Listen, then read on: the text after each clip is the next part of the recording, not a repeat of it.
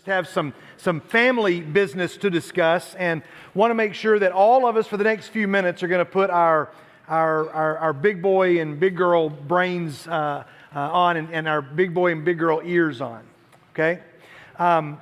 Because I want to share something that we're going to be doing in 2 weeks. I believe the slide, I think I have, maybe it lets us know that something is coming up soon.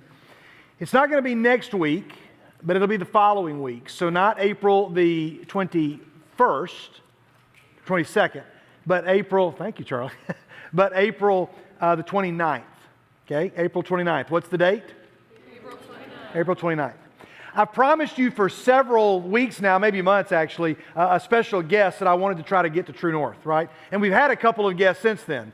We had Michael Strickland, who came and talked with us about some challenging passages in 1 Thessalonians about the second coming and about the end times and what is Paul trying to say about when God's coming back. If you want to listen to that, you go back and listen to it.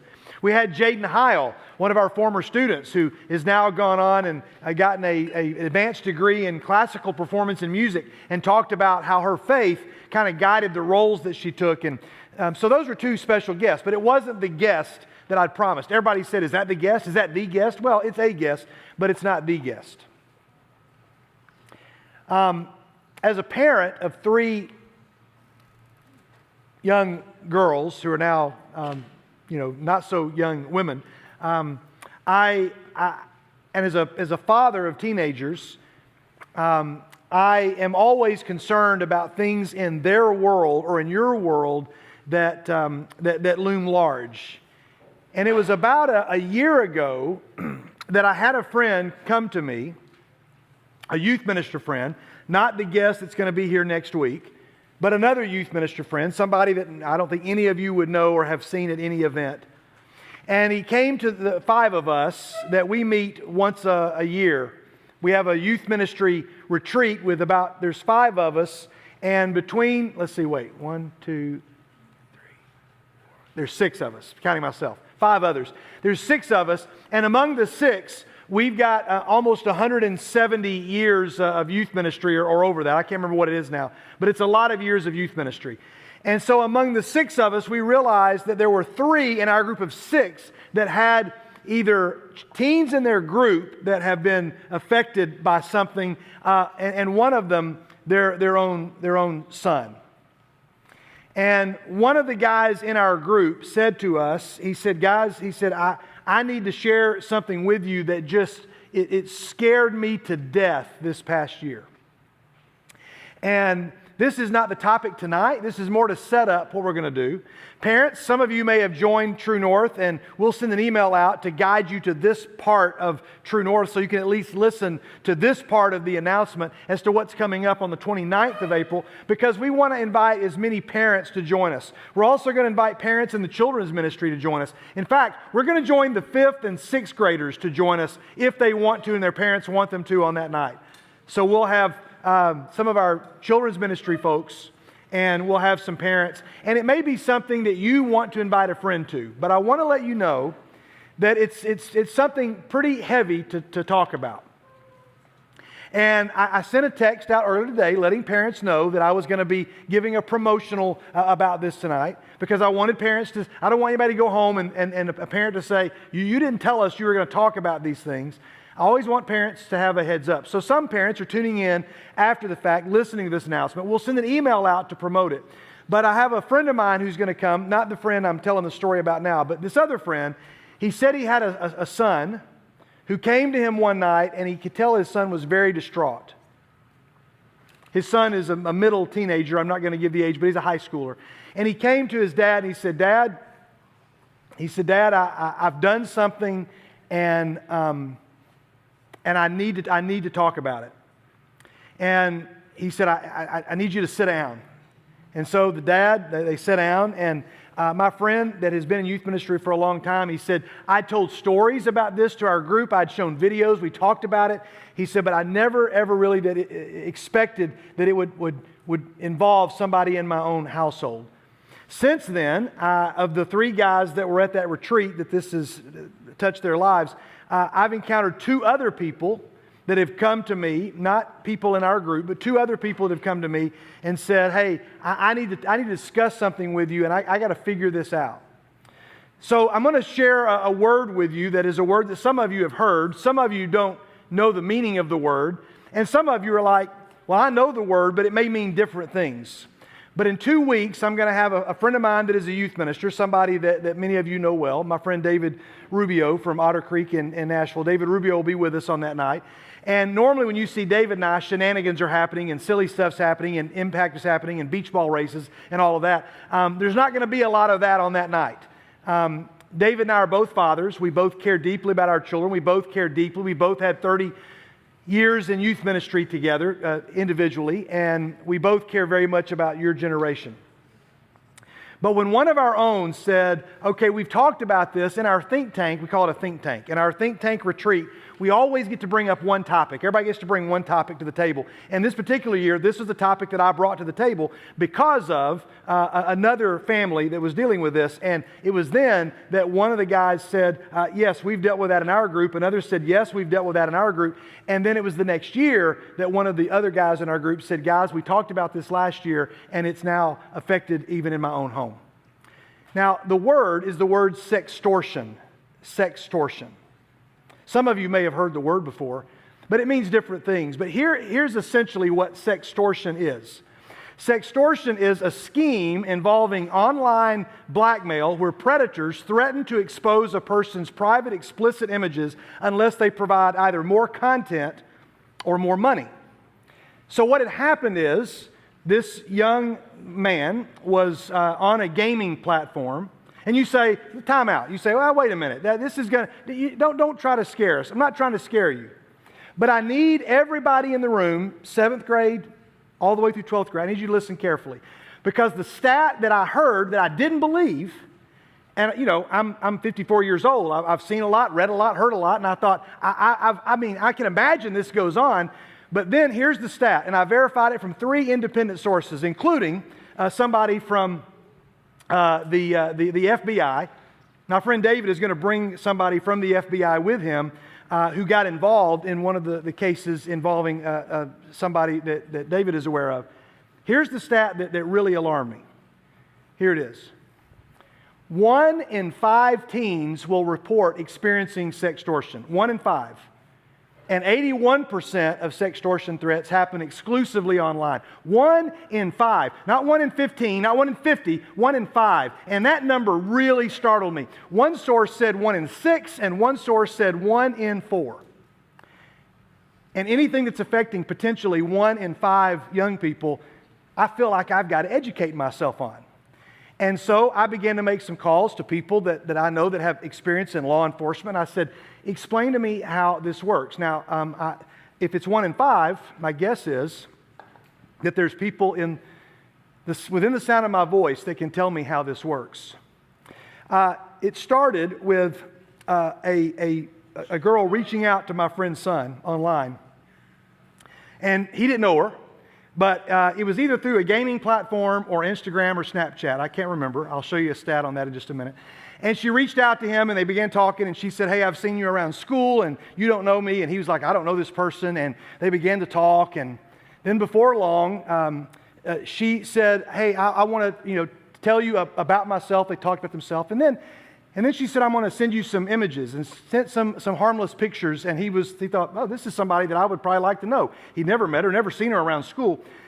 But then he got some pictures that were a little bit more personal and a little bit more explicit. And when he got these pictures, the request was for him to also reciprocate and send pictures of himself that were also probably going to be personal, private, and certainly not appropriate to show or to send. And he did. And when he sent those pictures, not long after that, came a text back that said, I got the pictures, and I'm going to send them to everybody in your contacts unless you send me X amount of money. In this case, it was, I think, $150. And he was like, I don't have that kind of money. I can't do that. And she began, the person on the other end began to continue to send messages and said, and every day you don't, that price is going to go up, and then I'm going to release him. It eventually got to $500, and finally he went to his dad and said, Dad, I don't know what's happened, and I know what's happened. I don't know why I did this, but I'm in a bind, and I don't know what to do. And we'll tell more of that story a little bit later. Let me just give you a reason as to why I want to talk about this. The FBI reported a 1,000% increase in reported financial sextortion cases in 2022 as compared to 2021, a 1,000% increase. The most common targets are boys age 14 to 17, but it certainly targets girls, and as early, young teens and young guys, as early as 11 or 12 in reported cases. These are reported cases. But the most common targets are boys age 14 to 17. In 2024, 55,000 sextortion schemes were reported to the FBI. Those are the ones that are reported to the FBI, with losses exceeding $33 million. In other words, teens out there were sending money to these other places in excess of $33 million. Not one person is sending $33 million, but it totals up that people were sending $500 at a time or whatever it was. 74% of all cases are generated through Instagram, Snapchat, and or online gaming platforms. That's where almost all of the cases come from, but some of them just come through a regular text messaging or WhatsApp or some other apps. 79% of all schemes are aimed at generating financial payments. In other words, some people are sextorted by saying, I'm going to release these unless you send more content, because what they're looking for is they're looking for entertainment or sexual gratification at the expense of a minor. But 79% of the cases aren't interested in that. They're just interested in getting money from the minors. And most young people say, I don't have the emotional bandwidth or the experience or the wisdom to know what to do in this case. And so I'm going to find some way to get the money. I'm going to find some way to steal the money, or I'm going to just have to, in some extreme cases, and we've shown a video of a news story here at True North a couple of years back, several years back, of at least one or two students who took their own life because they saw no way out of what they thought was a hopeless situation because they felt like their lives were about to be ruined.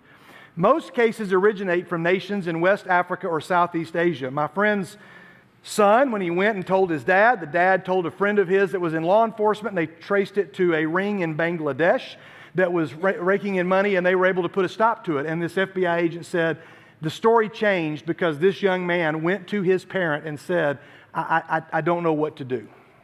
And he said the story would be very different if the young man had not done that.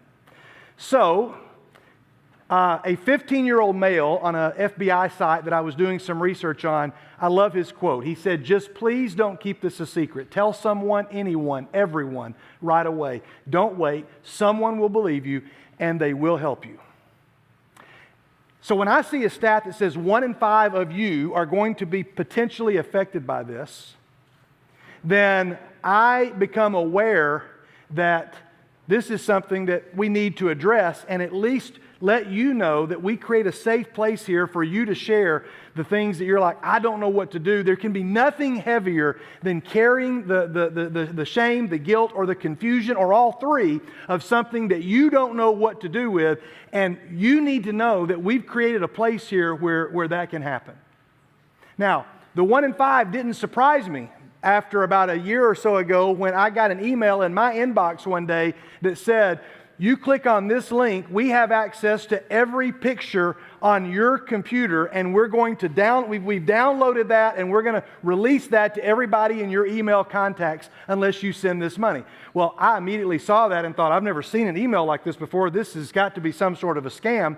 And there was not a single image on my laptop that I was concerned about them having. And I thought they're going to be very disappointed when they find, lots of PowerPoints of True North and pictures of the Muppets and TV shows and Star Wars and things like that. They'd be very disappointed in that. But it made me realize, okay, then if I became one of the 5 that somebody said, we now have access to this, which they didn't, then I realized a 15-year-old, a 14-year-old guy, an 18-year-old girl that gets this message is not going to know what to do. So I called David, who had this happen in their group, and he said, I'll come down and we'll talk about it, and I'll bring my friend from the FBI, and we'll talk about it, and we'll share some things about it. Because my guess is, and you're free to come and write me individually if you like, or text me or reach out, One, this is not the true north where we're talking about it, even though I'm setting it up in a very, long introduction, because I want to make sure you know where we're going on the 29th of April. And then we'll talk about it some more. I have another friend that's worked for the Murfreesboro Police Department who's now retired. She has a contact in the Secret Service, and they both work on cell phone forensics. And she says, students need to know that anything that ever happens on your phone, no matter where you delete it or where you put it, it's there and we can access it. Her job for years, she's now retired, she said, my job was to go into cell phones and computers and extract the things that we needed for court cases. And she said, it's all there, and it's all still out there. And even though it's not on your device, or so you think, it's out there for people, and anybody can access it.